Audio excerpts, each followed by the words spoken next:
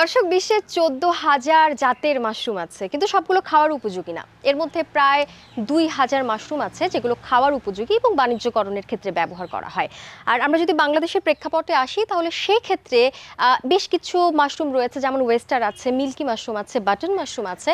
তবে এখন আমরা চলে এসেছি মানিকগঞ্জ সদরে। আমরা জানার চেষ্টা করব যে এখানকার যারা মাশরুম চাষিরা আছেন তারা আসলে কোন কোন জাতের মাশরুম ফলন করছেন এবং একই সাথে তারা কতটুকু লাভ পাচ্ছেন বা লাভবান হচ্ছেন এখান থেকে। দর্শক, আমন্ত্রণ জানাচ্ছি দীপ্ত কৃষিতে, পাওয়ার্ড বাই কাজী ফার্মস, এবং সাথে আছে আমি জিনি আক্তার।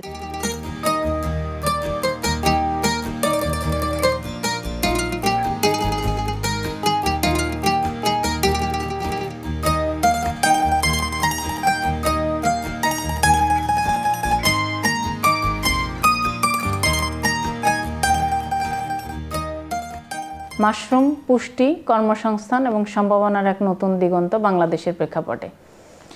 বাংলাদেশে জমির অপ্রতুলতা রয়েছে এবং অনেক শিক্ষিত বেকার যুবক রয়েছে। মাশরুম চাষের ক্ষেত্রে কোনো আবাদি জমির প্রয়োজন হয় না। পাশাপাশি হচ্ছে আমাদের বাংলাদেশে বেকার সমস্যা একটা বড় সমস্যা, বিশেষ করে আমাদের বেকার যুবক যারা আছে এবং নারীদের। তো এই মাশরুম যেহেতু ঘরের ফসল, এই জন্য এটা নারীদের কর্মসংস্থান এবং বেকার যুবকদের কর্মসংস্থানের জন্য একটা বিরাট সুযোগ। এই সম্ভাবনাকে কাজে লাগানোর জন্য আমাদের জানুয়ারি 2023 সাল থেকে ডিসেম্বর 2027 এই 5 বছর মেয়াদী মাশরুম চাষ সম্প্রসারণের মাধ্যমে পুষ্টি উন্নয়ন ও দারিদ্র হ্রাসকরণ প্রকল্পটি বাস্তবায়িত হচ্ছে দেশের 64টি জেলার 160টি উপজেলা, 33টি হর্টিকালচার সেন্টার এবং 15টি মেট্রোপলিটন থানায়।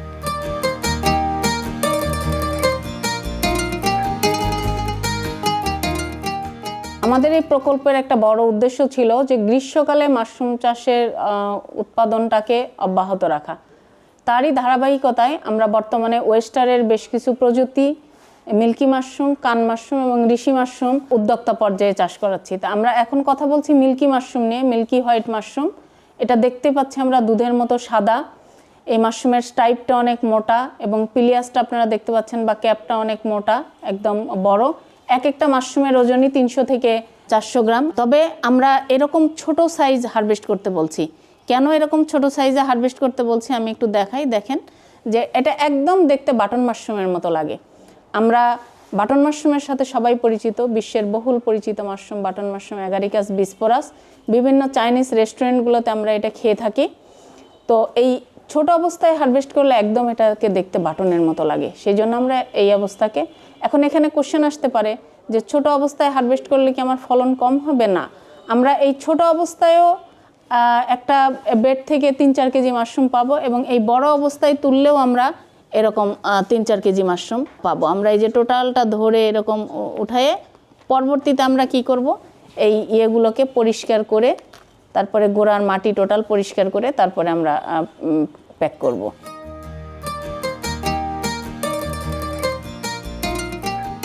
এটাকে বাংলা বাটন এই জন্যই বলা হয় যে দেখতে বাটনের মতো, কিন্তু আমাদের বাংলাদেশে যেহেতু গ্রীষ্মকালটা লম্বা সময়, এই মার্চ থেকে অক্টোবর মাস পর্যন্ত এই মাশরুমটা চাষ করা যায়। ওয়েস্টারের চেয়ে আপনারা এটার একটা পার্থক্য দেখতে পাচ্ছেন যে ওয়েস্টার মাশরুমটা পাতলা, ওয়েস্টারের সংরক্ষণকাল কম, কিন্তু এই মিল্কি মাশরুমটা পুরু, দেখতে বাটনের মতো, এটার সংরক্ষণকাল অনেক বেশি। তবে চাষ পদ্ধতি কিন্তু খুবই সহজ।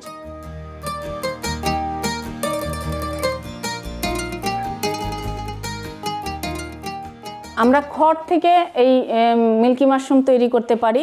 1 কেজি খড় মানে 1 কেজি মিল্কি মাশরুম। তা আমরা খড়ে ওয়েস্টার যে পদ্ধতিতে করি, সেই একই পদ্ধতিতে আমরা এই খড় দিয়ে মিল্কি মাশরুমও চাষ করতে পারি। তবে বর্তমানে এই প্রকল্প নতুন একটা প্রযুক্তি নিয়ে এসেছে, সেটা হচ্ছে এইভাবে আমরা বেডে মিল্কি মাশরুম চাষ করতে পারি। এই মিল্কি মাশরুম চাষ করতে অনেক বেশি আলো প্রয়োজন হয়, 500 থেকে 1600 লাক্স আলোর প্রয়োজন হয়। তো এই যার কারণে আমরা কৃত্রিম যে লাইট সেট করেছি এবং এরকম একটা বেড আমরা চাইলে কাঠের গুঁড়ার স্পন প্যাকেট তৈরি করে সেটা ভেঙে দিয়ে তার উপরে খড় পাস্তুরাইজ করে সেটা ছড়াই দিয়ে, এরপরে যখন মাইসিলিয়াম টোটাল কমপ্লিট হয়ে যাবে তখন এটার উপরে আমরা 1 থেকে 1.5 ইঞ্চি পুরু করে এরকম কেজিং সয়েল, অর্থাৎ বেলে দোআঁশ যে মাটিটা, এটা দিতে পারি। চাইলে আমরা ভার্মি কম্পোস্ট দিতে পারি। এটা দেওয়ার 10-12 দিন পরে দেখা যাবে যে এরকম ফ্রুটিং বডি চলে আসছে। এটা যে শুধু গবেষণা পর্যায়ে আছে তা না, আমরা গত বছরে এটা করেছি। এটা উদ্যোক্তা পর্যায়ে আমাদের সিলেটের একজন উদ্যোক্তা, মানিকগঞ্জের উদ্যোক্তা, ঝিনাইদহের উদ্যোক্তা, আমাদের গাজীপুরের উদ্যোক্তা, এরকম অনেক উদ্যোক্তারা এবং তার আওতায় যে দলের চাষি তারা এরকম মিল্কি মাশরুম চাষ করছে। কারণ এটা ওয়েস্টারের চেয়ে দাম তারা বেশি পাচ্ছে, কারণ ওয়েস্টার মাশরুম যেখানে তারা 250 টাকা কেজি বিক্রি করছে, মিল্কি মাশরুম তারা 400 থেকে 500 টাকা কেজি বিক্রি করছে। এবং মোটিভেশনের মাধ্যমে আমাদের নেত্রকোনা, তারপরে হচ্ছে আপনার ঝিনাইদহ শৈলকুপার একজন উদ্যোক্তা, তারাও কিন্তু এটা চাষ করছে, কারণ এটা দাম বেশি পাচ্ছে। আরেকটা সুবিধা হচ্ছে এই মাশরুমের ওয়েস্টারের তুলনায় এটার সংরক্ষণকাল অনেক বেশি। এটা কিন্তু আমরা বাইরেই 3 দিন 4 দিন ফেলে রাখতে পারছি, নষ্ট হচ্ছে না।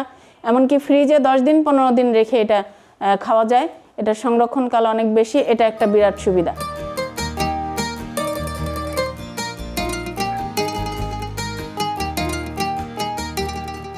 এটা হচ্ছে গরমকালে বা গ্রীষ্মকালে চাষযোগ্য আরেকটি মাশরুম, ঋষি মাশরুম।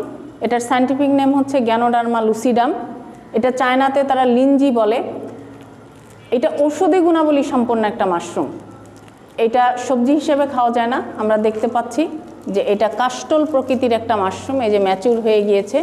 এটা কাস্টল প্রকৃতির মাশরুম, শক্ত। এটা সবজি হিসেবে খাওয়া যায় না, শুধু ঔষধি গুণাবলী এটাতে আছে। বর্তমানে আমাদের এই প্রকল্পের আওতায় এই মাশরুমটি আমরা ব্যাপকভাবে উদ্যোক্তা পর্যায়ে চাষ করছি এবং বেসরকারি পর্যায়ে এই মাশরুমগুলো ব্যবহার হচ্ছে। এখন আর কোনো মাশরুমই আমাদের বাইরে থেকে এটা আনতে হচ্ছে না।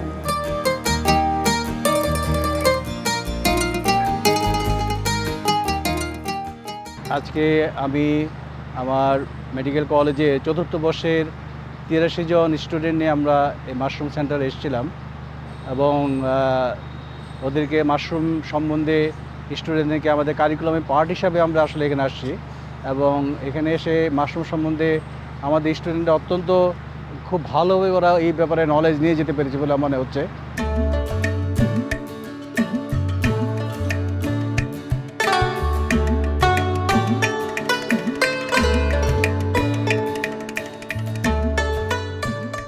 দর্শক, বর্তমানে আমরা সবাই নিশ্চিত চাকরির আশায় ঘুরি ফিরি কিংবা খুঁজি, কিন্তু এই সময়টিতে এসেও এনায়েত ভাইয়ের মতো অনেকেই আছেন যারা শুধুমাত্র মাশরুম ফলিয়ে বা মাশরুম চাষ করেই তাদের জীবন অতিবাহিত করছেন।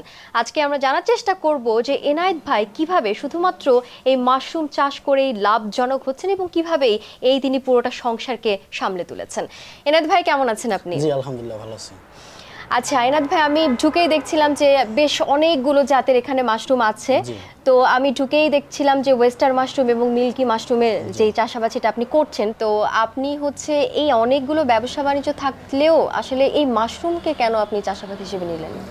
তো বর্তমান যুগে দেখা গেছে আমরা যেটাই খাইতেছি ওটার মধ্যে ভেজাল, ঠিক আছে? যেই কারণে ডিফারেন্ট কিছু, আলাদা কিছু করার জন্য মানুষ ভালো কিছু খাইলো, ভালো কিছু হইলো, ব্যতিক্রম কিছু করার জন্যই মাশরুমটা চাষ শুরু করা আর কি। আচ্ছা, তো আপনি কবে থেকে মাশরুম চাষাবাদ করছেন? আমি 2019 থেকে মাশরুম চাষটা শুরু করেছিলাম। আর এখন তো 2026, তো এর মধ্যে হচ্ছে আপনার কি মনে হয় যে মাশরুম চাষকে আসলে খুবই লাভজনক একটা জায়গা থেকে করা যাবে? জি, করা যাবে। আমি শুধু মাশরুমের উপরেই নির্ভরশীল আর কি, অন্য কোনো পেশার সাথে যুক্ত না আর কি। আচ্ছা, তো আমি যেমনটা বলছিলাম যে ওয়েস্টার এবং মিল্কি মাশরুম, দুই ধরনের আমি মাশরুম দেখলাম এখানে। তো আপনি হচ্ছে বাংলাদেশের আবহাওয়ার সাথে মিল রেখে কি ওয়েস্টার এবং মিল্কি, মানে কোন কোন বিবেচনা থেকে আপনি এই দুটো জাতকে বেছে নিলেন?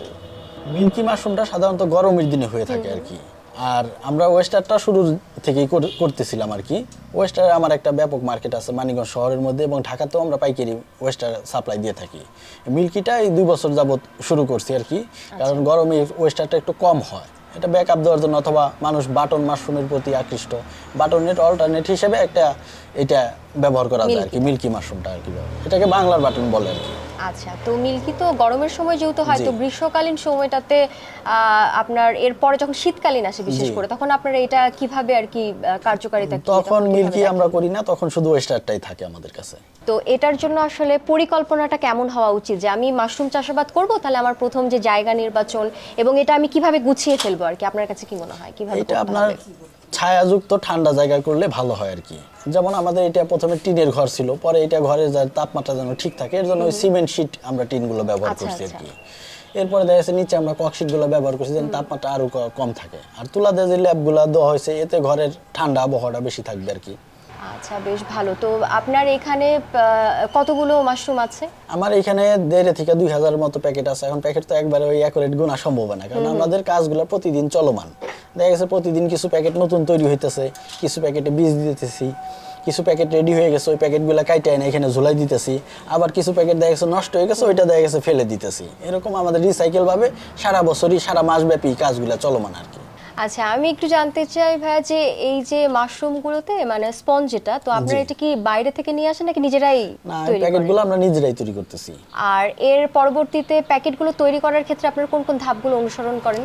প্যাকেটগুলো প্রথমে খড় কাটতে হয়, খড় কাটার পরে খড়, কাঠের গুঁড়া, সমিল থেকে কাঠের গুঁড়াগুলো নিয়ে আসি, গমের ভুসি, এগুলো সব একসাথে করে মিক্স করা হয়। মিক্স করার পরে দেখা গেছে ওইটা আপনি স্টিম করতে হয়।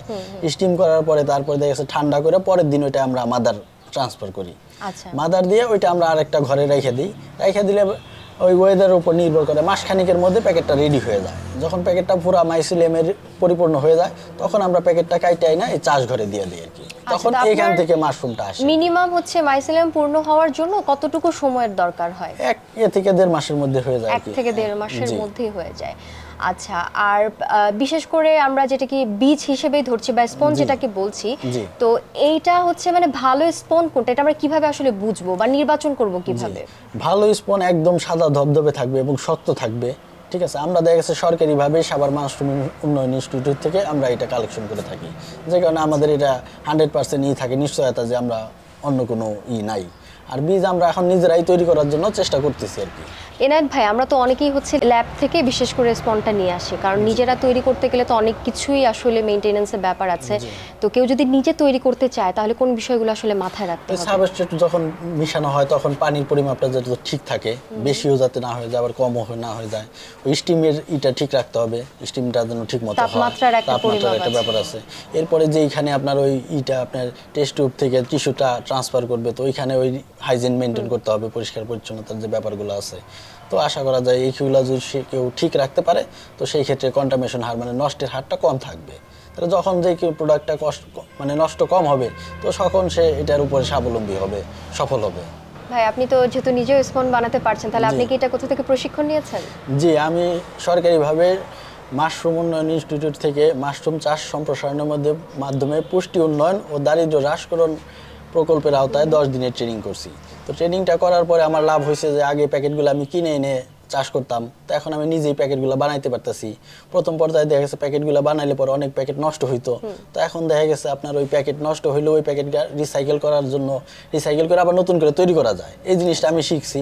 শিখার পরে যেমন আজকে সকালবেলা আমাদের মাশরুম এখান থেকে মাশরুমের চপ, মাশরুমের সিঙ্গারা, মাশরুমের জিলাপি দিয়ে উপজেলায় একটা মিটিং ছিল, ওইখানে নাস্তা গেছে, নাস্তার সাপ্লাইটা দিতে পারছি। তো এটা দেখা গেছে প্রকল্প পরিচালক যে পিডি স্যার আছেন, উনি এখানে লিঙ্ক করে দিছে, ওনার সুবাদে আমরা এগুলো সাপ্লাইগুলো দিতে পারতেছি। আচ্ছা, তাহলে আমরা একটু মিল্কি মাশরুমটা জি দেখে আসতে ইনশাআল্লাহ, চাই। জি চলো। চলেন।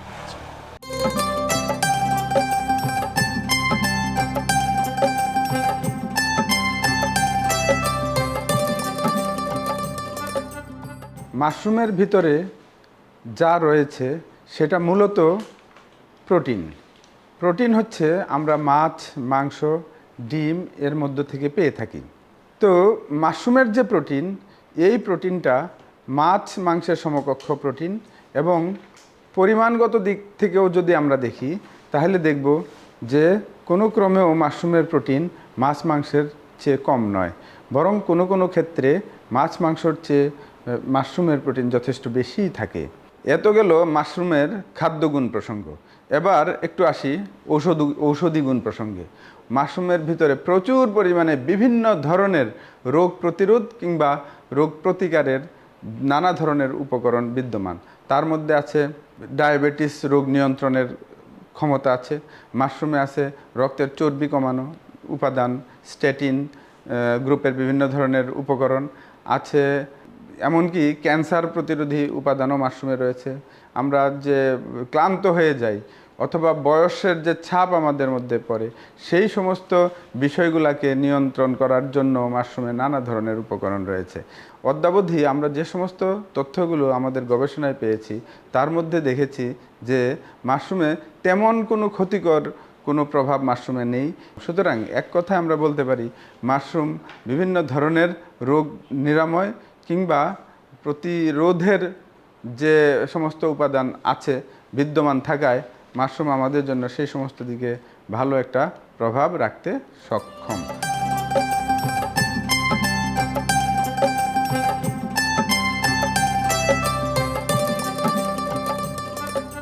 দর্শক এই মুহূর্তে দেখতে পাচ্ছেন আমার সামনে অনেকগুলো মিল্কি মাশরুম আছে। আমরা কিছুক্ষণ আগে ওয়েস্টার মাশরুমও দেখেছি যেগুলোতে বেশ দেখতে ছাতার মতো মনে হয়েছে এবং বেশ ছড়িয়ে আছে, কিন্তু মিল্কি মাশরুমগুলো যখন আমরা দেখছি এই মাশরুমগুলো ওয়েস্টারের থেকে বেশ ছোট দেখা যাচ্ছে। তো আমি একটু এনায়েত ভাইয়ের কাছে আসি যে ভাইয়া মিল্কি মাশরুমগুলোর আসলে বৈশিষ্ট্যটা কি?